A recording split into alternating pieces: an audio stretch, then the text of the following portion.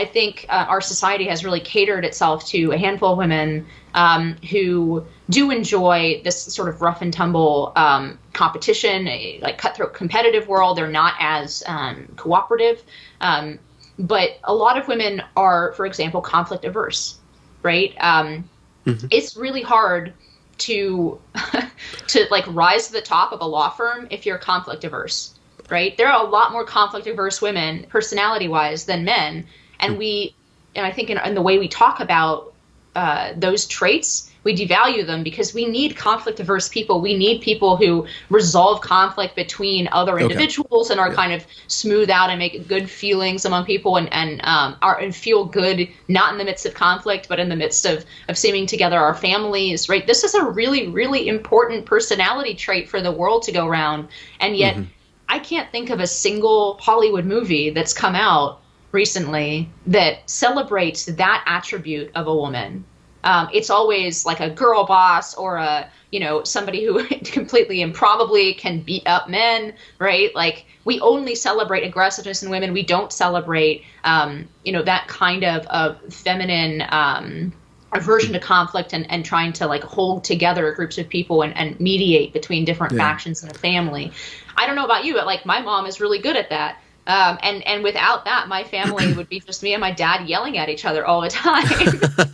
So I just, that's one example. And I guess I haven't thought through a whole list of these traits. But I know it when I see it, when I see old Hollywood movies, for example, of women exercising feminine power. I recognize it. And I see that we don't value that today.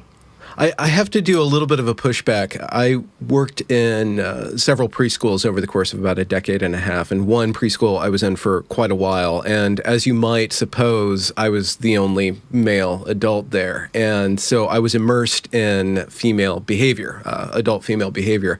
And while they are conflict adverse, they're not. It's just all the conflict goes under the surface, and they can last on years with this very quiet war that's going on. I would watch that occurring. So it's like a shadow conflict. There's that aspect that I see that females can be pretty good at, where the conflict's there. It's under the surface. It's much more tactful or no.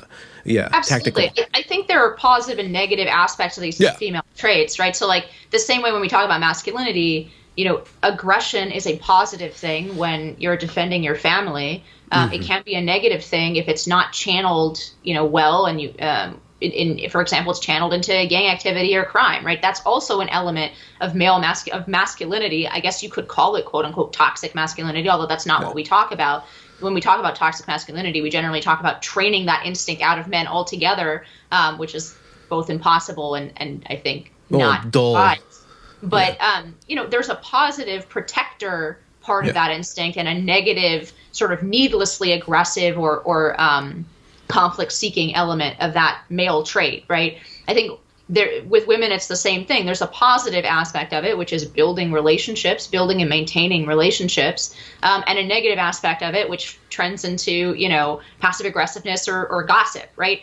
And I don't see any of these traits as inherently bad or good. It depends how they're shaped. And what really worries me actually is that I think actually because we don't acknowledge that there are such things as male and female traits, even when there are exceptions, we don't focus much on channeling them positively, right? We don't, for example, with men, accept the fact that boys are more aggressive on average by far, and that they need a structure in which to exercise that aggression where they're taught, not to exercise it inappropriately.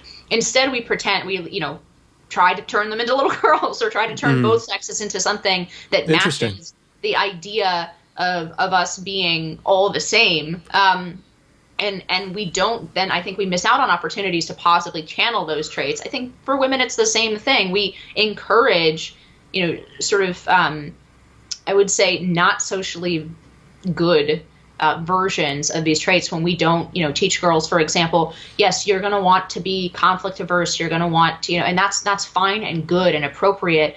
But if somebody is abusing that in you, i.e., and I'm not talking about like formal abuse, but I'm saying if somebody is constantly walking over you, then, you know, you need to learn how to stand up for yourself in those situations, rather than saying, I think it's much more stressful and unrealistic to tell a woman who is more feminine that she needs to always like be out front and argue with everybody who like, you know, she needs to always assert her preferences in all cases, including where to go to dinner. I think that's really stressful for somebody who has a more feminine personality type. But instead, if you say, that's wonderful that you're feminine, you know, we need this in the world. You are like the glue that puts together families. You're the, you know, the glue that binds friend groups together. You are a critical part of the way that a good society will function. But you need to be aware that because you have those tendencies, you know, people can take advantage of them, and you need to be on the alert for that. You need to make sure that there's some kind of reciprocity, and that you're, because you are agreeable, you're not completely being walked over by those who are less afraid of being disagreeable, right? I mean, and this is, and I'm not super familiar with all of Jordan Peterson's work, but I do remember watching one video of his where he was talking about how he trains women to go into salary negotiation, right? And that's very much what I'm talking about, right? If you accept the underlying reality of who we are, we can try to temper some of the worst impulses of both sexes. And of course, like, we're not ever going to be perfect, and I'm not like a utopian. These things are always going to exist. Negative expression of these traits always going to exist. But I think more of it exists than needs to, because we don't accept the underlying reality. Instead, we fight that underlying reality tooth and nail desperately and culturally. And I don't think that produces good outcomes. And more relevantly, it doesn't produce happiness. I mean, female happiness has been declining in surveys since the 1970s, both absolutely and relative to men. So men's happiness has been going down. Women's happiness has been going down even steeper trajectory since the 1970s. So something about the sexual revolution, something about the way in which we deny sex differences is not making for happy women and happy men. And I think you'd be hard pressed to find anybody on the left or the right who is happy with the relations of the sexes today, right? Okay, We're unhappy. We have different reasons for why we might be unhappy. But I think it's kind of hard to find somebody these days anywhere on the political spectrum that's like, yes, dating culture today is perfect. It's excellent. Family formation is going really well. Everybody's really happy. I think you'd be really hard pressed to find that. Whereas if you go back to the 1970s, you do find that kind of when women are sexually liberated, they will be, you know, happy. They will be able